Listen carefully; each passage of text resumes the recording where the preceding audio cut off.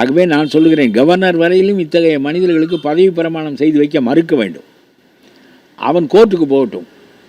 யாராக இருந்தாலும் முதல் மந்திரி சொல்லுகிற மனிதர்களுக்கு பதவி பிரமாணம் செய்ய வேண்டும் என்று அவன் கோர்ட்டுக்கு போகட்டும். ஏன் தவறான மனிதர்களை தேர்வு செய்து கொண்டு வருகிறா என்று கவர்னர் கேட்க வேண்டும். சட்டம் இருக்கிறது இல்லை, அப்புறம் இருக்கட்டும், கோர்ட்டுக்கு போய் அதெல்லாம் பார்த்து கொள்ளலாம். இவர்கள் 25 பேரும் பதவி இழந்து விடுவார்கள். 2/3 பங்கு இவர்களுக்கு இல்லை. ரெண்டாவது, கொறடாவை தேர்வு செய்கிற அதிகாரம் அந்த கட்சியினுடைய தலைவருக்கு தான் இருக்கிறது. அது லெஜிஸ்லேட்டிவ் விங்குக்கு இல்லை. ஆகவே சபாநாயகரை முதலில் நீங்கள் அதிலேயே தவறு செய்து விட்டீர்கள்.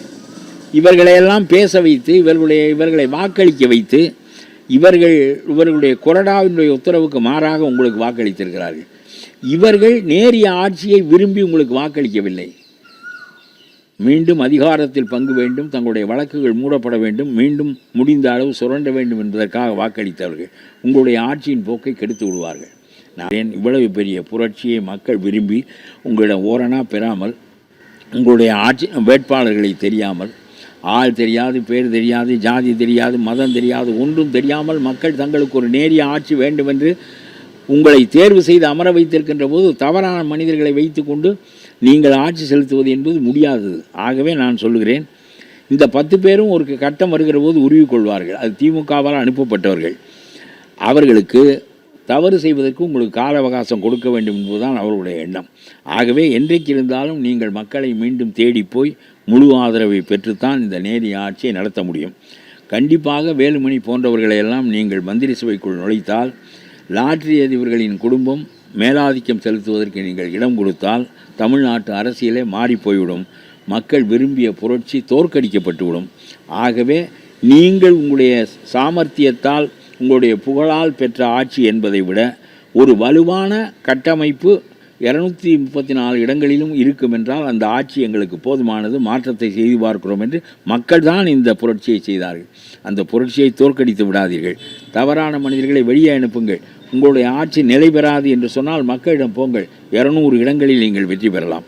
அதை விட்டுவிட்டு இந்த மாபெரும் மக்கள் விருப்பத்தை, மக்கள் புரட்சியை நீங்கள் தோற்கடித்து விடுவீர்களே ஆனால், தவறான மனிதர்களை இணைத்து கொண்டு இது தோற்று விடுமையானால் மீண்டும் மக்கள் எல்லா நம்பிக்கைகளையும் ஜனநாயகத்தில் இழந்து விடுவார்கள். இதைத்தான் நான் சொல்ல நினைத்தேன். மறுதேர்தல் அதுவும் நான் உங்களுக்கு சொல்லுகிறேன். அதாவது நிலை பெற்று விட்ட கட்சி இப்பொழுது விஜய், அவர் பெரும்பான்மையை பெற்றுவிட்டார். சாதாரணமாக அவர் பெரும்பான்மையை பெற முடியாமல் கவர்னர் ஆட்சி வர வேண்டும் என்றால் கவர்னர் அதை காலம் தாழ்த்தி முடிவு செய்யலாம். ஆனால் பெரும்பான்மை பெற்றுவிட்ட ஒரு ஆட்சி தன்னுடைய ஆட்சியை கலைத்து கொண்டு நான் மக்களிடம் போகிறேன், என்னால் தவறான மனிதர்களை வைத்து கொண்டு ஆள முடியாது என்று சொல்லி கவர்னரிடம் சொல்வாரே ஆனால் உடனடியாக தேர்தல் வைக்க வேண்டிய கட்டாயம் அவர்களுக்கு ஏற்படும். பழைய காலம் போல் இழுத்தடிக்க முடியாது. ஏனென்றால் தேர்வு பெற்ற ஒரு ஆட்சியினுடைய பரிந்துரை அது. உடனடியாக தேர்தலை மக்கள் சந்திக்கலாம். நீங்கள் பெரும்பான்மையை தாருங்கள், நான் நேரிய ஆட்சியை நடத்தி காட்டுகிறேன் என்று சொல்லுங்கள். இன்னும் தகுதி வாய்ந்த சிறந்த வேட்பாளர்களை போடுங்கள். எங்களை போன்றவர்கள் கூட அதை அறிய முடியவில்லை. இவ்வளவு பெரிய புரட்சியை மக்கள் செய்ய போகிறார்கள் என்று அந்த புரட்சி வீணாக போக்கடித்து விடப்படக்கூடாது என்பதனால், அந்த அக்கறையினால் நான் உங்களுக்கு சொல்லுகின்றேன். இந்த அரசியல்கள் முடியட்டும். தமிழ்நாடு ஒரு பெரிய மாற்றத்துக்குள் நுழையட்டும். ரெண்டாவது உங்களுக்கு சொல்லுகிறேன், திராவிட கட்சிகள் சிறந்த கொள்கைகளை அடிப்படையாக வைத்துக்கொண்டு ஆட்சிக்கு வந்தன. தமிழ், இந்தி எதிர்ப்பு என்று பலவற்றை. ஆனால் கடைசியில் என்ன ஆனார்கள் என்றால், ஊழல்தான் ஆட்சியினுடைய ஒரே முடிவு என்று அவர்கள் வந்தார்கள். ஆகவே தமிழுக்காக நெல்லுங்கள், இந்தியை எதிர்த்து நிற்பதில் முனைப்பாக இருங்கள். பாராளுமன்ற இடங்களை குறைப்பதற்காக அவர்கள் முயல்வார்களே ஆனால் தமிழ்நாட்டினுடைய நலனை பெற்றுக் கொடுப்பதற்கு நீங்கள் நேரே எதிர்கொள்ள வேண்டிய நிலையெல்லாம் இருக்கும். திராவிட கட்சிகள் ஊழலானவை என்பது வேறு. ஆனால் அதனுடைய அடிப்படை கொள்கைகள் தமிழ் மண்ணை தனித்தன்மையுடையதாக உருவாக்கியிருக்கிறது. அவற்றில் தேவையானதையெல்லாம் நீங்கள் எடுத்துக்கொண்டு அந்த ஆட்சி பலத்தோடு நீங்கள் நிற்பீர்களே ஆனால் மக்கள் புரட்சி வெல்லும். உங்களால் இந்த நேரிய ஆட்சியை ஒரு மனிதன் போலீஸ் ஸ்டேஷனுக்கு போய் தன்னுடைய குறைபாட்டை மனுவாக அளித்து அதற்குரிய பரிகாரத்தை 10 நாளில் பெற வேண்டும். அதற்கு எம்எல்ஏ தயவு கூடாது.